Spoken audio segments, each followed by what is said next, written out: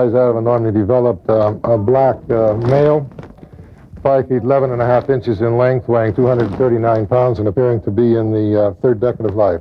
In the basement of Seattle's Harborview Hospital, a medical examiner looks at case number 94-102. One, there is a contact infant-type gunshot wound over the right temporal region of the scalp. The man on the table is a gunshot victim, the 11th to die in the Seattle area from bullet wounds in just 2.5 weeks.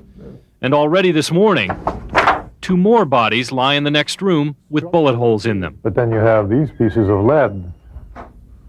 They're incompatible with life.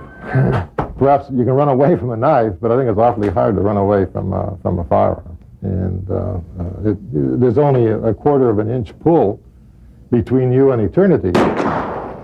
There is a corresponding gunshot wound of exit over the left parietal region of the head. What we see is the cold hard facts, the cold hard tables here where people die because of the firearm. And that's unequivocal evidence that firearms are killing people. The cold hard facts: 81 people were murdered with a gun in King County last year.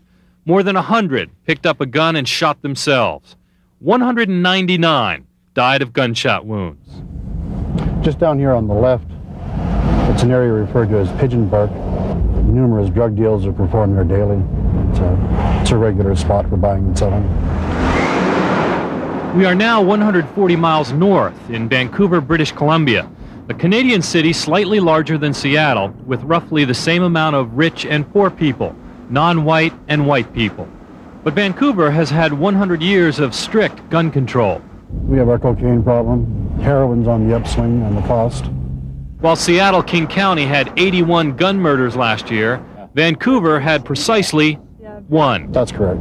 It bears repeating: 1 gun killing in the entire city for the entire year. Well, I've been on the job for 20 years, and I've never had to attend a scene where somebody's been shot with a handgun. Not one. Not one, no.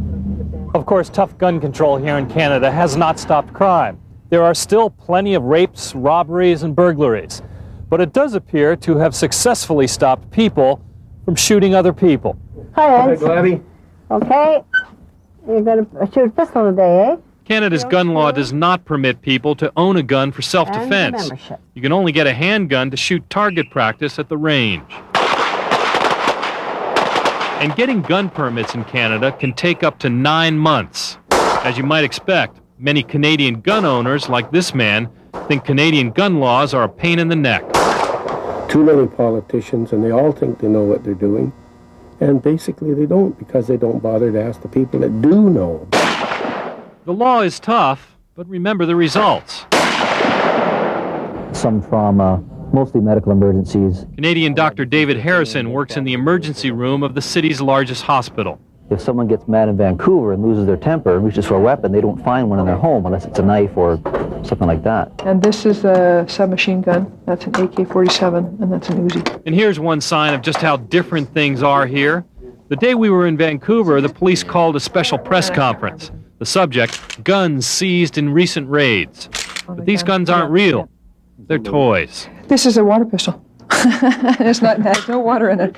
Well, the danger is that people do use them as weapons, like in going to a bank robbery or something like that. If somebody pulled out something like this at a bank robbery, as long as that plug was gone, well, the teller's not going to know it's not a real gun. Yeah. Canadians have roughly the same number of beating and stabbing deaths per capita as Americans. You could argue they're just as violent as we are. But they don't have as many guns, or people dying from bullet wounds. I'm sure if you wanted to come down and apply for a job down there, we'd be happy to provide an opening. Thanks very much. But to be quite honest, I really wouldn't want to serve in that environment. It's a really tough situation. John Larson, Como News 4, Vancouver, BC.